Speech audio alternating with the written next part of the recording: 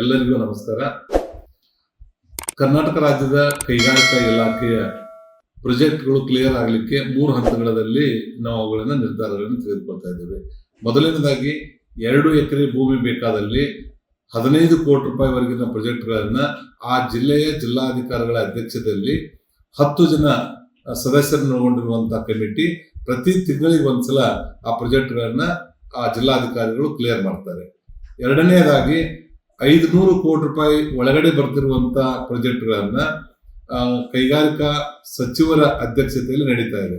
ಇದಕ್ಕಿಂತ ಪೂರ್ವದಲ್ಲಿ 10 ಎಕರೆಗಿಂತ ಹೆಚ್ಚಿರುವ ಭೂಮಿಯನ್ನ ಲ್ಯಾಂಡ್ ಎಡಿಟೆಡ್ ಕಮಿಟಿ ಅದರ ಅಧ್ಯಕ್ಷರಾಗಿ ಹಿರಿಯ IAS ಅಧಿಕಾರಿಗಳಾಗಿರುವಂತಹ additional chief secretary principal secretary industry commissioner ಒಳಗೊಂಡಿರುವಂತಹ 10 ಜನ ಕಮಿಟಿಯಲ್ಲಿ ಅದು ಅಪ್ರೂವಲ್ ಆಗ್ತಾ ಇದೆ. ಅಲ್ಲೇ ಅವರು ಅಪ್ರೂವಲ್ ಮಾಡಬೇಕು ಅಥವಾ ರಿಜೆಕ್ಟ್ ಮಾಡಬೇಕು ಅನ್ನುವಂಥದ್ದನ್ನ ಆ ಕಮಿಟಿ ನಿರ್ಧಾರ ಮಾಡ್ತಾ ಇದೆ. ಅಲ್ಲಿ ಅಪ್ರೂವಲ್ ಆಗಿರುವಂತಹ ಸಬ್ಜೆಕ್ಟ್ಗಳನ್ನ ಪ್ರತಿ ತಿಂಗಳಿಗೆ ಒಂದ್ಸಲ ನಡೀತಿರುವಂತಹ ಸಿಂಗಲ್ ವಿಂಡೋ ಕಮಿಟಿಯಲ್ಲಿ ಕೈಗಾರಿಕಾ ಸಚಿವರ ಅಧ್ಯಕ್ಷತೆ ನಡೀತಿರುವಂತಹ 30 ಜನ ಹಿರಿಯ ಅಧಿಕಾರಿಗಳನ್ನು ಹೊಂದಿರುವಂತಹ ಕಮಿಟಿಯಲ್ಲಿ ಅದನ್ನ ಪ್ಲೇಸ್ ಮಾಡ್ತಾರೆ. ಅಲ್ಲಿ ಎಲ್ಲರೂ ಒಪ್ಪಿಗೆ ಕೊಟ್ಟಾಗ ಸಾಧಕ ಬಾಧಕಗಳನ್ನು ನೋಡಿ ನಿರ್ಧಾರಗಳನ್ನ ತೆಗೆದುಕೊಳ್ತಾರೆ.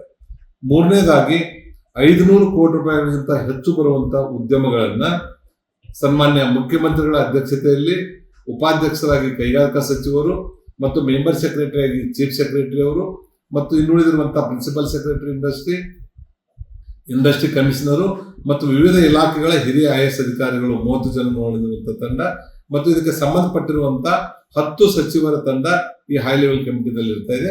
ಇದು ಪ್ರತಿ 3 ತಿಂಗಳಿಗೆ ಒಂದ್ಸಲ ನಡೀತಾ ಇದೆ.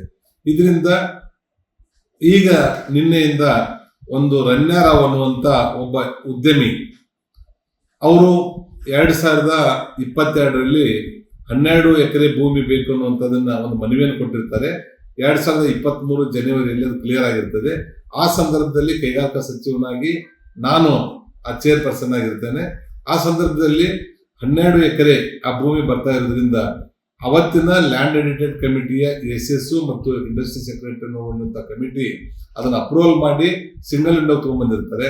ಆ ಸಿಂಗಲ್ ವಿಂಡೋದಲ್ಲಿ 30 ಜನ ಹಿರಿಯ ಅಧಿಕಾರಿಗಳು ನೋಡಿರುವಂತಹ ತಂಡದಲ್ಲಿ ಆ ಪ್ರಾಜೆಕ್ಟದ ಸಾಧಕ ಬಾಧಕಗಳನ್ನ ಚರ್ಚೆ ಮಾಡಿ ಅದನ್ನು ಅವರಿಗೆ ಆ ಸಂದರ್ಭದಲ್ಲಿ ಅಲಾಟ್ಮೆಂಟ್ ಮಾಡಿರ್ತಾರೆ. ಇದರಲ್ಲಿ ಕೈಗಾರಿಕಾ ಸಚಿವರದಾಗಲಿ ನಮ್ಮ ಹಿರಿಯ ಅಧಿಕಾರಿಗಳದಾಗಲಿ ಯಾವುದೇ ರೀತಿಯಿಂದ ಕಾನೂನಿನ ಲೋಪದೋಷಗಳು ಆಗಿರೋದಿಲ್ಲ, ಯಾವುದೇ ರೀತಿಯಿಂದ ನಾವು ಅವ್ರಿಗೆ ಫೇವರ್ ಅನ್ನ ಮಾಡಿರೋದಿಲ್ಲ ಅನ್ನುವಂಥದ್ದನ್ನ ನಾನು ಸ್ಪಷ್ಟೀಕರಣ ಕೊಡ್ಲಿಕ್ಕೆ ಇಚ್ಛೆ ಪಡ್ತಾ ಇದ್ದೀನಿ. ಇದರಿಂದ ಯಾವುದೇ ರೀತಿಯಿಂದ ಅವರಿಗೆ ಡೌಟ್ ಇದ್ರೆ ನೀವು ನೇರವಾಗಿ ನನ್ನನ್ನು ಸಂಪರ್ಕಿಸಬಹುದು. ಅವ್ರಿಗೆ ನಾನು ಕ್ಲಾರಿಫೈ ಕೊಡಲಿಕ್ಕೆ ಸಿದ್ಧನಿದ್ದೀನಿ ಅಂತ ಮಾತನ್ನ ಈ ಸಂದರ್ಭದಲ್ಲಿ ಹೇಳ್ತೇನೆ. ಎಲ್ಲರಿಗೂ ನಮಸ್ಕಾರ. ಲೇಟೆಸ್ಟ್ ಹಾಗೂ ಇಂಟ್ರೆಸ್ಟಿಂಗ್ ಸುದ್ದಿಗಳಿಗಾಗಿ ಬಾಸ್ ಟಿವಿ ಕನ್ನಡ ಚಾನೆಲ್ನ ಸಬ್ಸ್ಕ್ರೈಬ್ ಮಾಡಿ, ಹಾಗೆಯೇ ಬೆಲ್ ಐಕಾನ್ ಪ್ರೆಸ್ ಮಾಡಿ. ಇದರ ಜೊತೆಗೆ ಫೇಸ್ಬುಕ್, ಇನ್ಸ್ಟಾಗ್ರಾಮ್, X ನಲ್ಲೂ ಮಿಸ್ ಮಾಡದೆ ಫಾಲೋ ಮಾಡಿ.